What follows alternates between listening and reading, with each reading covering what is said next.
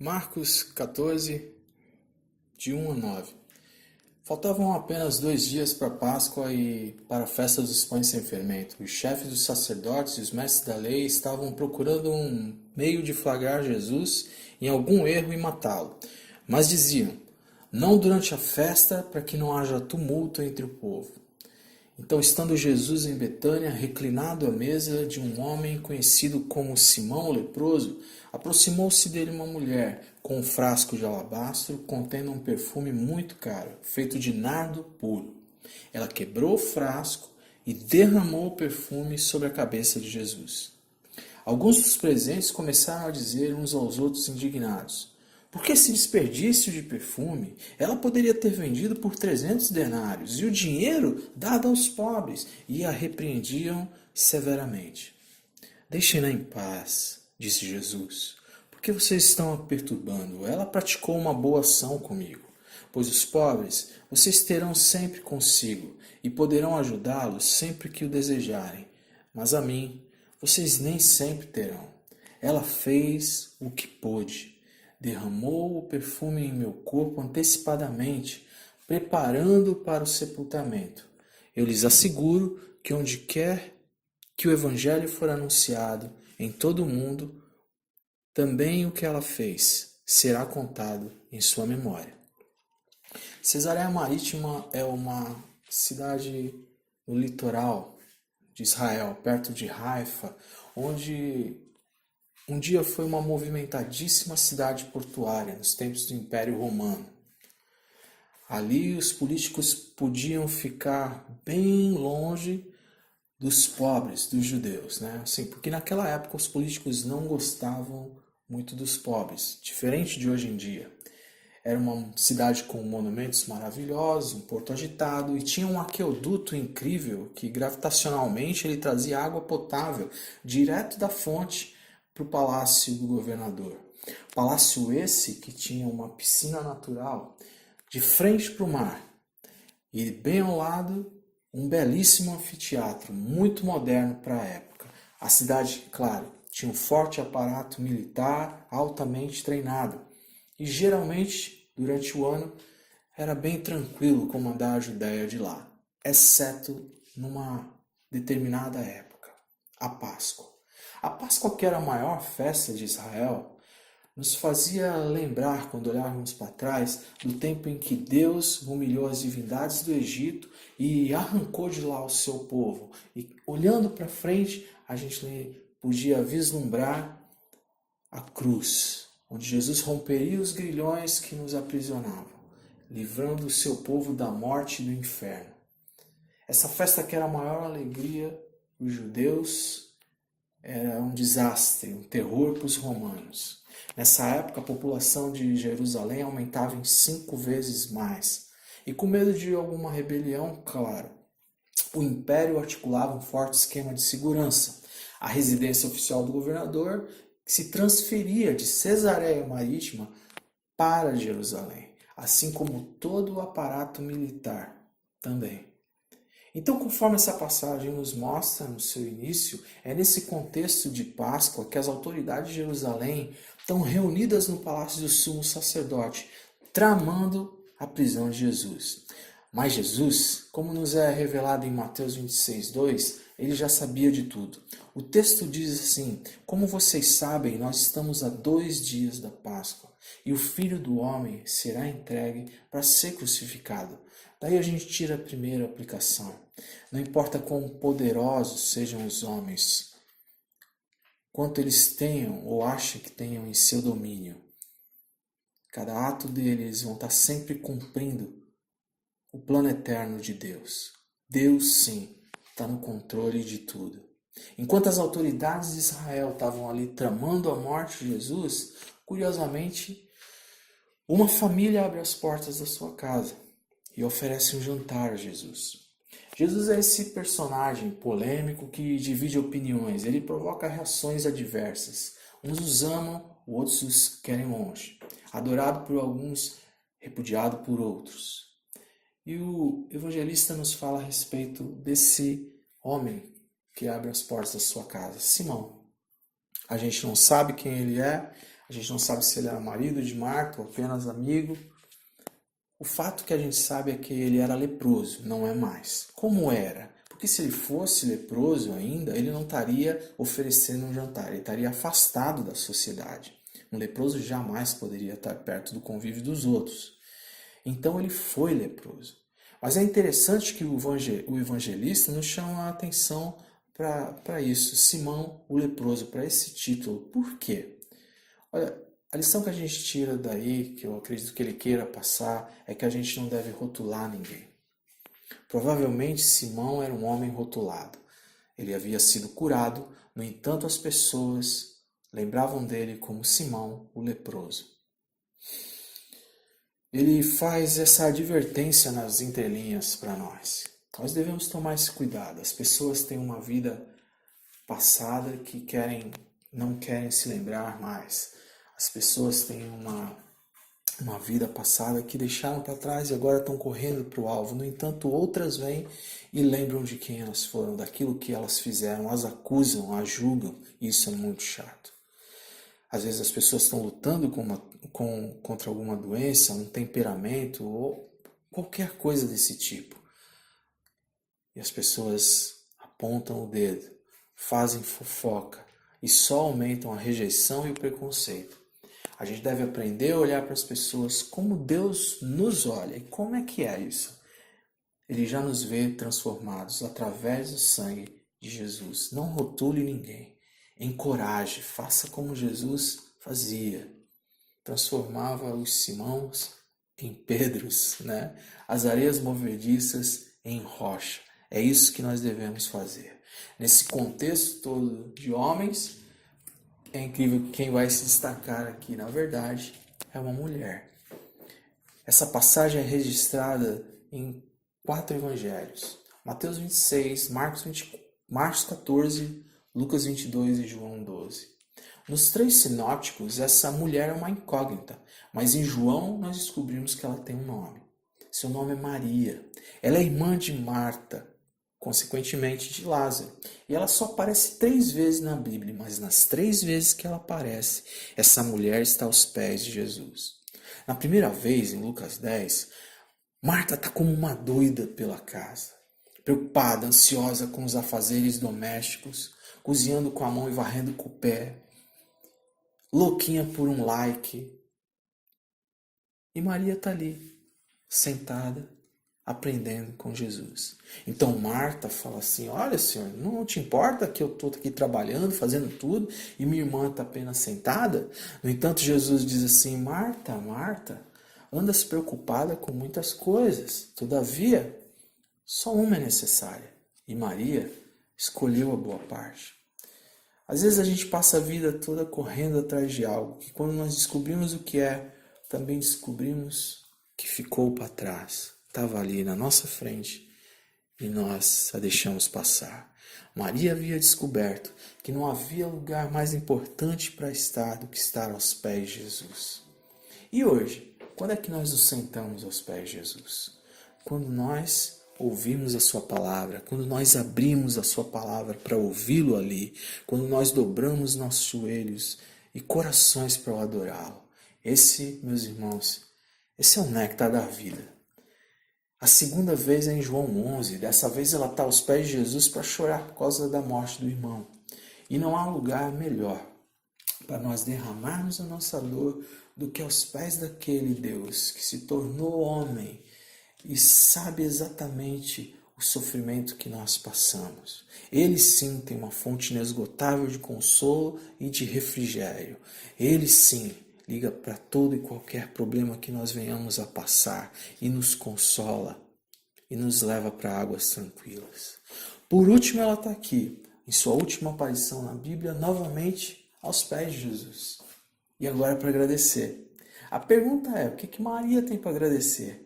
O contexto mostra que deve ser o fato insólito, extraordinário, sensacional, fantástico da ressurreição de Jesus, talvez o maior milagre público de Jesus. A ressurreição de Lázaro. Jesus estava a 1 dia de Betânia, no entanto ele só ressuscita Lázaro no 4º dia, porque havia um papo entre os rabinos em de que até o terceiro dia a pessoa podia acordar, mas no quarto jamais. Eles julgavam impossível. Então Jesus, no quarto dia, mostrando que ali estava realmente o Deus encarnado, ressuscita um amigo, quebrando de vez aquilo que eles julgavam impossível. C.S. Lewis disse certa vez que a respeito de Jesus nós só temos 3 opções: ou ele é um mentiroso, ou ele é um louco, ou ele é Deus.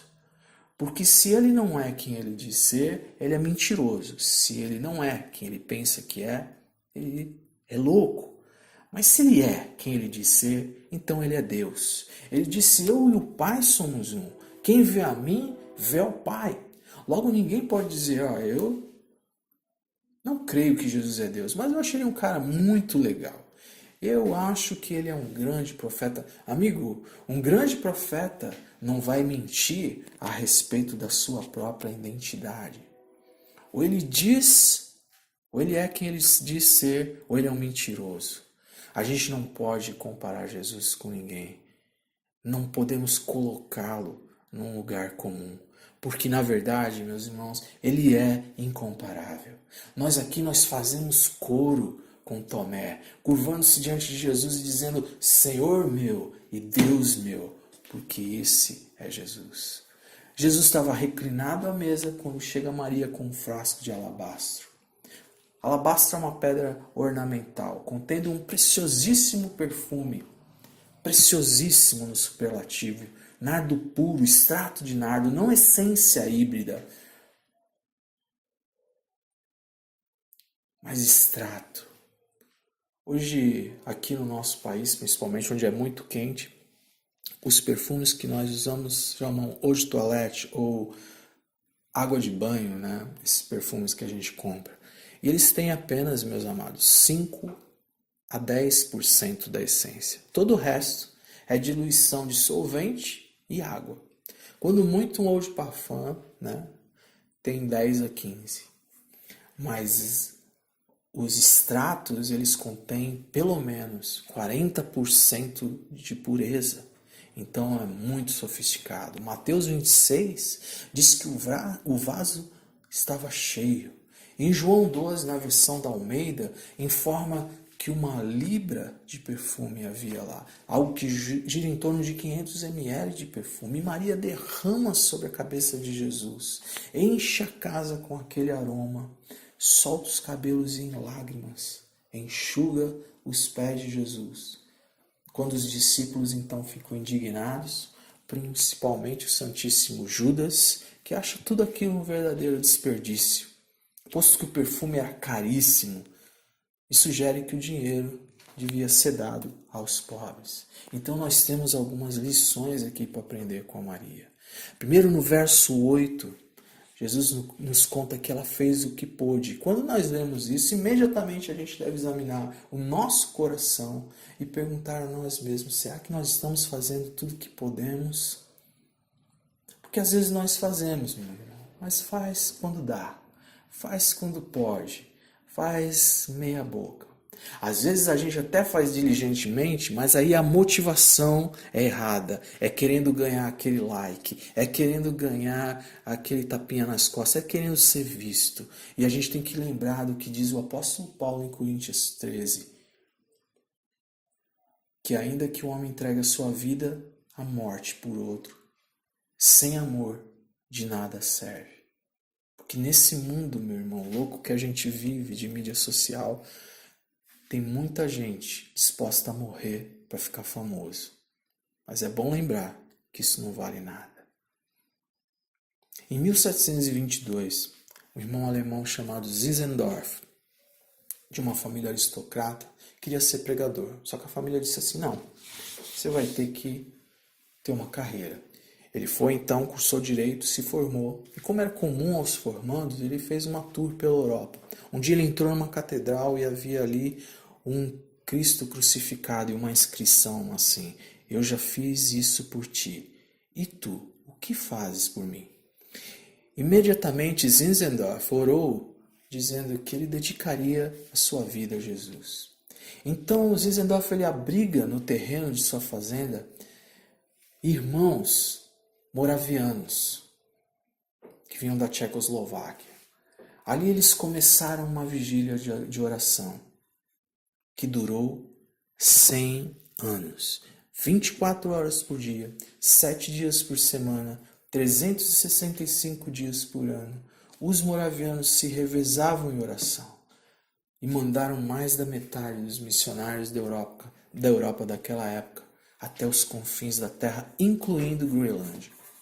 Uma comunidade pobre que chegou a ter em seus feitos homens que, não tendo dinheiro para contribuir, se venderam como escravos para dar passagem de ida a um missionário que ia espalhar as boas novas. Então, quando a gente pensa num exemplo desse, não tem como nós não pensarmos se a gente realmente está fazendo a diferença nesse mundo.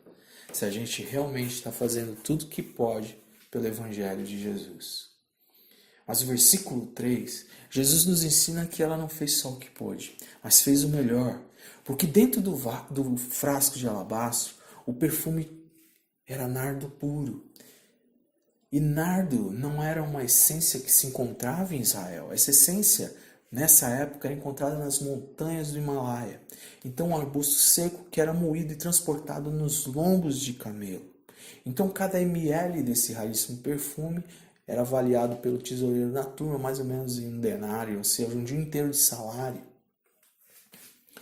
Quando nós compramos um perfume caro, usamos geralmente em ocasiões especiais.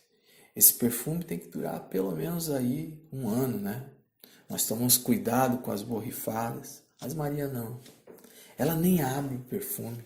Ela quebra como se dissesse, eu não quero que sobre uma gota sequer para eu usar. Tudo é para Ele.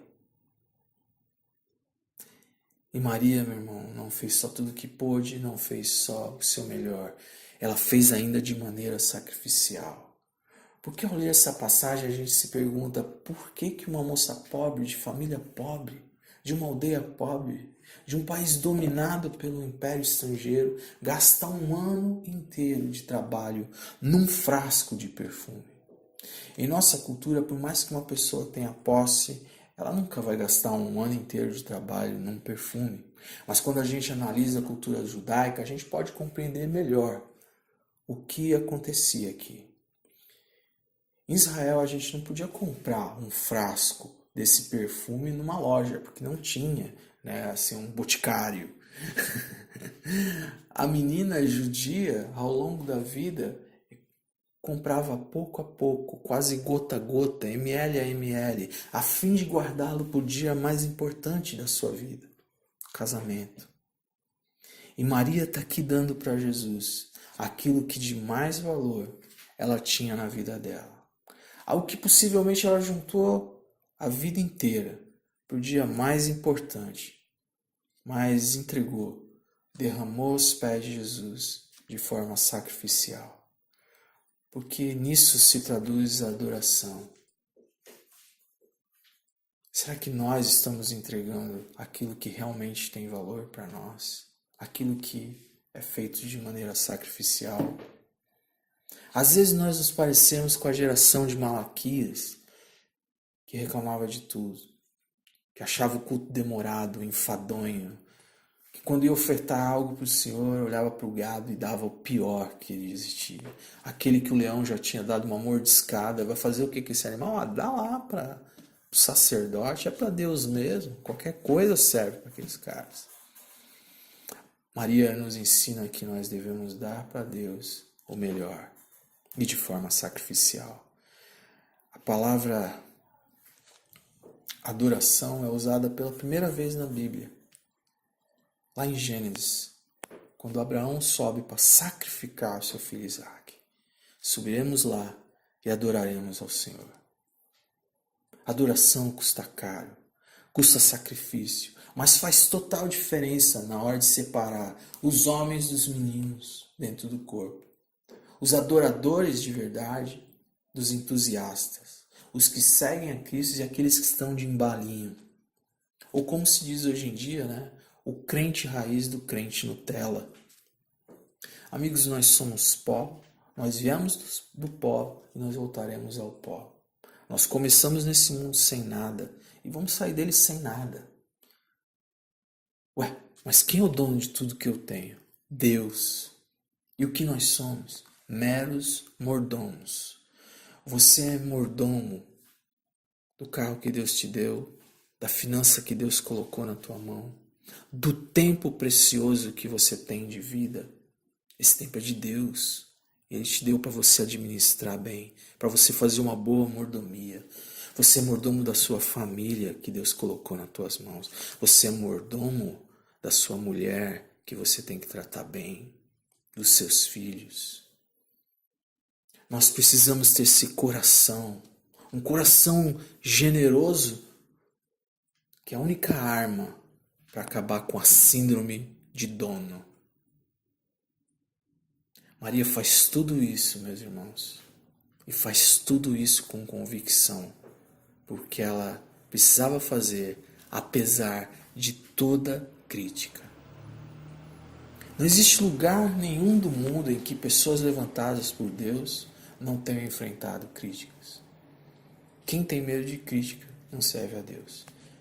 Quem tem medo de crítica está mais interessado em aplausos dos outros do que na aprovação de Deus. Quem tem medo de crítica dá mais importância à carranca dos homens do que ao sorriso de Deus. Quem tem medo de crítica vive levantando um monumento a si mesmo, em vez de um altar para a glória do Senhor. Paulo nos ensina em Gálatas 1:10, se eu procurasse agradar aos homens, eu não seria servo de Cristo.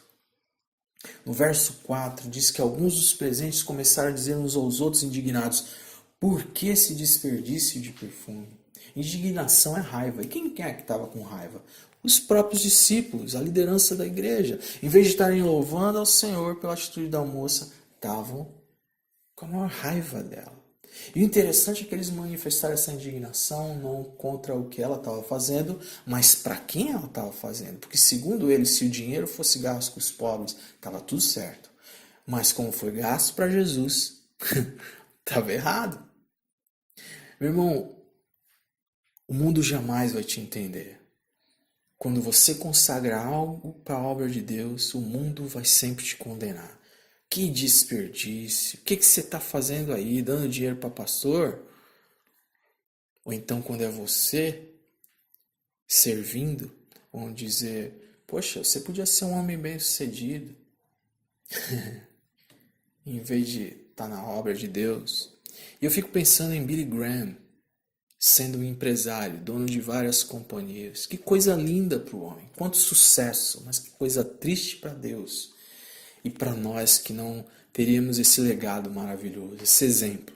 E nós brasileiros em particular, com o Dr. Russell Shedd, que morreu há pouco tempo, um homem de sabedoria incalculável, livros maravilhosos, uma humildade que não se via mais entre os teólogos.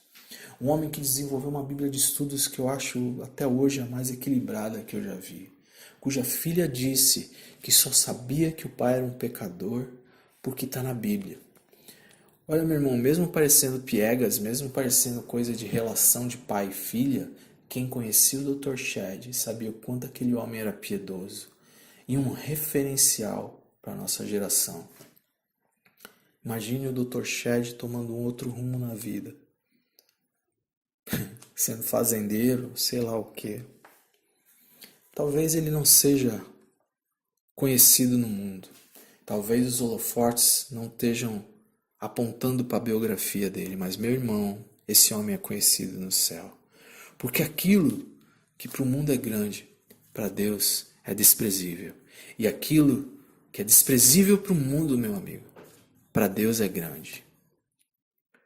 O verso 5 diz, ela podia ter vendido tudo por 300 denários e o dinheiro dado aos pobres. Como é triste quando uma pessoa nasce para ser adorador e prefere ser murmurador. Como é triste quando pelos cantos das igrejas há criaturas amargas e carentes de transformação, espalhando fermento e azedando relacionamentos. Notem que quem avalia o perfume em mais de 300 denários é alguém que entende de dinheiro, né? O tesoureiro do grupo. Não é uma avaliação feita por qualquer um, não. Agora o camarada veste essa capa de filântropo e diz, olha pessoal, esse dinheiro aí dava para comprar várias cestas básicas. Esse dinheiro aí dava para distribuir vários Bolsa Famílias. Não é verdade? Mas o contexto dessa história em paralelo em João 12 diz que ele era ladrão. E que ao sair daquele jantar estava tão obcecado com o dinheiro que vendeu Jesus aos judeus. Maria entendia que tudo que ela tinha na vida era Jesus, enquanto Judas queria tudo dessa vida para ele. O verso 6 diz, deixe-na em paz, disse Jesus. Porque estão perturbando, ela praticou uma boa ação para comigo. As pessoas estão perturbando você, meu irmão. Continua a fazer a obra de Deus. Continua a fazer apesar das críticas. Nós não podemos também ser melindrosos, mimizentos. Eu não vou fazer mais nada na igreja porque só tudo que eu faço me critica, eu só me aborreço. Eu vou esquentar o banco porque assim eu não me aborreço. Se você for por esse caminho, você realmente não vai fazer nada mesmo. Porque a obra de Deus sempre foi feita debaixo de oposição. Para que comprar ar-condicionado? Podia ter dado dinheiro aos pobres. Aqui você aprende a caminhar debaixo das críticas e oposições. E se você não estiver convicto, se você não estiver fazendo aquilo para Jesus, meu amigo, você desfalece. Faça para Jesus, faça com convicção, faça apesar das críticas.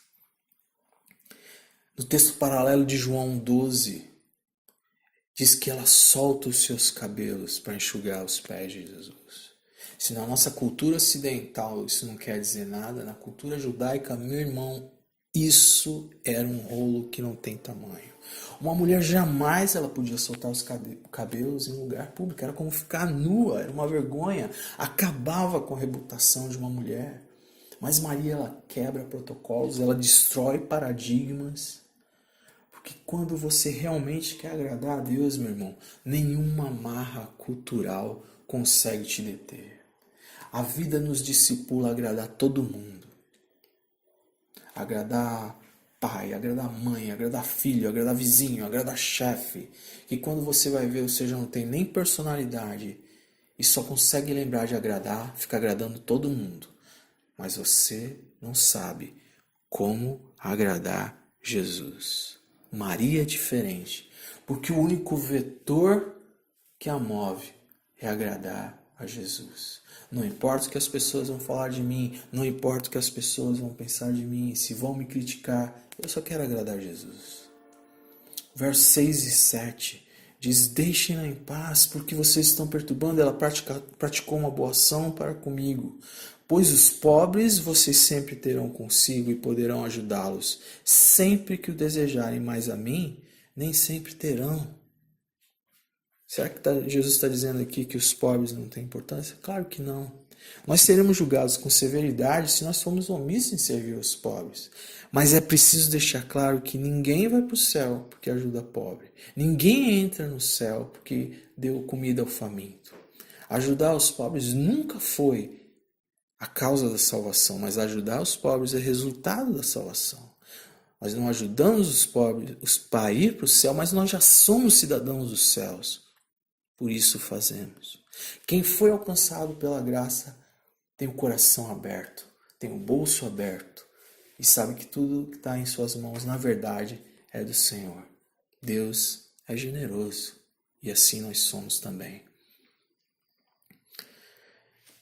Outra lição que ela nos deixa, fazer as coisas no tempo certo. O verso 8 diz, ela fez o que pôde, derramou o perfume em meu corpo antecipadamente, preparando para o sepultamento. Depois dali, Jesus sai para entrar em Jerusalém sentado sobre um jumentinho. Ele é aclamado pelas ruas, aquele domingo de Ramos, a cidade está povoada, densamente povoada. E Jesus vai entrando no Monte das Oliveiras com a multidão gritando: Hosana, Hosana, bendito é aquele que vem em nome do Senhor.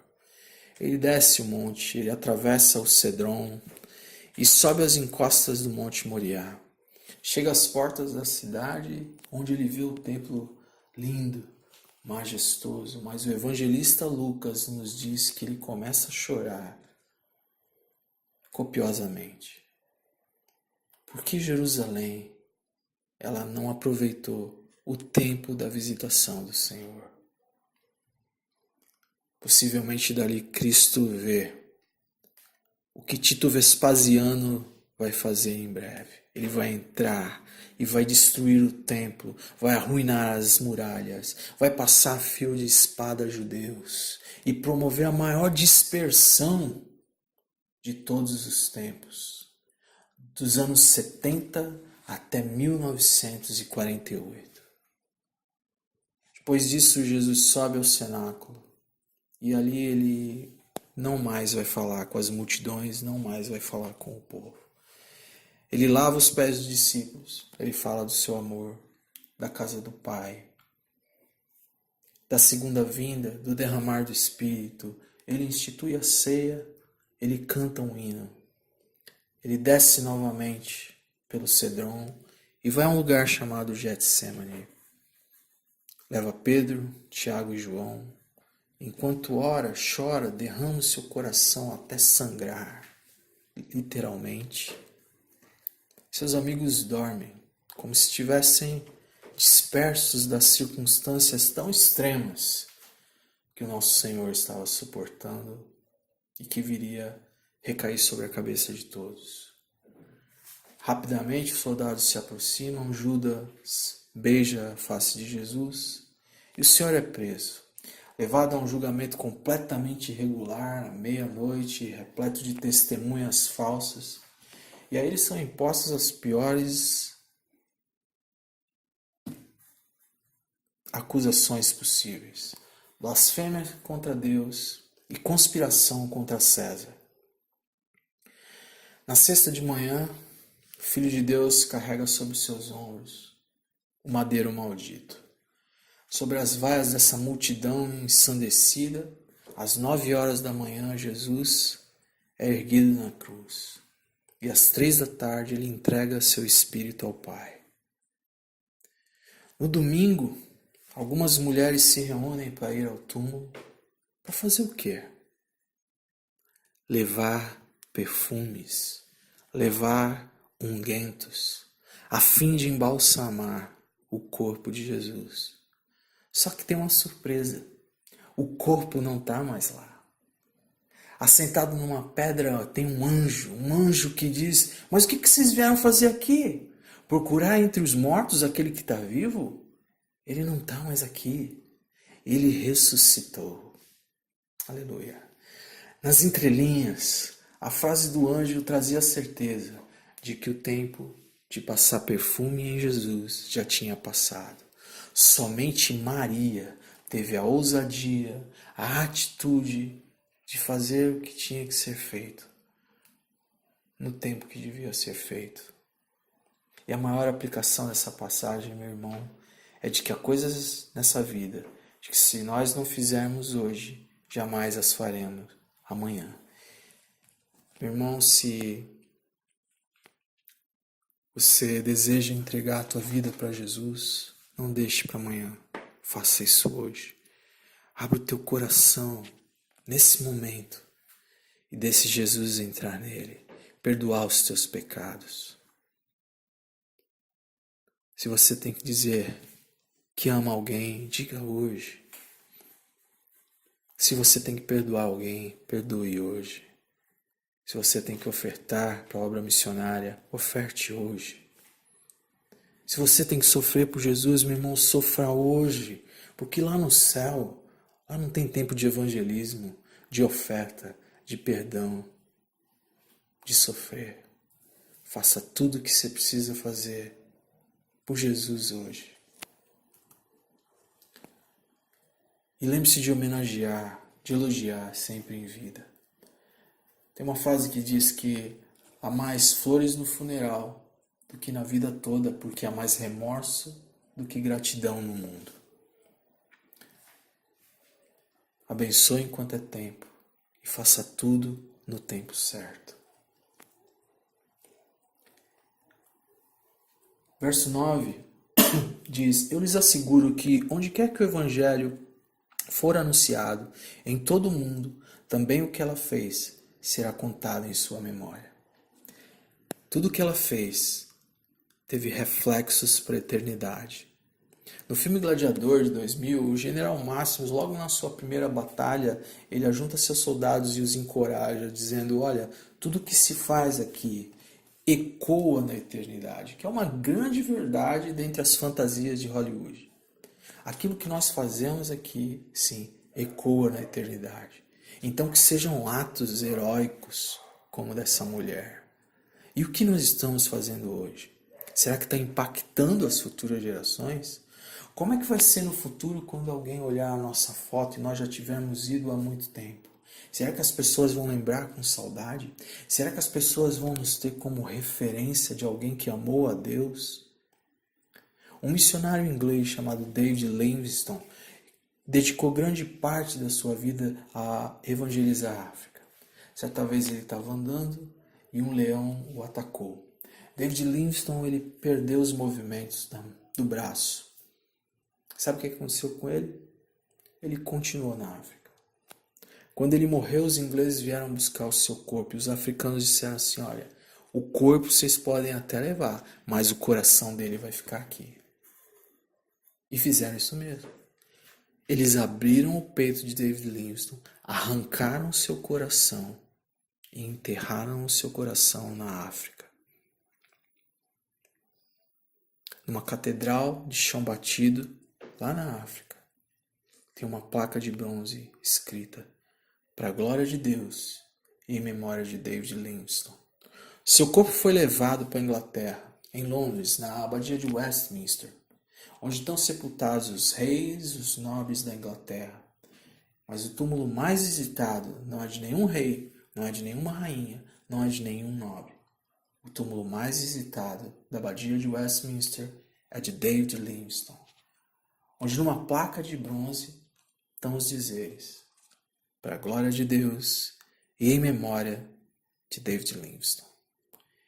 Meu irmão, que Deus nos ajude a viver para a glória dele e de maneira que as futuras gerações sejam impactadas pelo nosso legado. Que Deus nos ajude a ser como essa mulher que viveu aos pés de Jesus para aprender, para chorar e agradecer. Que Deus nos ajude a fazermos o que pudermos fazer, com o nosso melhor e de forma sacrificial, apesar das críticas, das oposições, que possamos fazer tudo para agradar Jesus, no tempo certo, a fim de impactar as gerações futuras. Que Deus nos abençoe.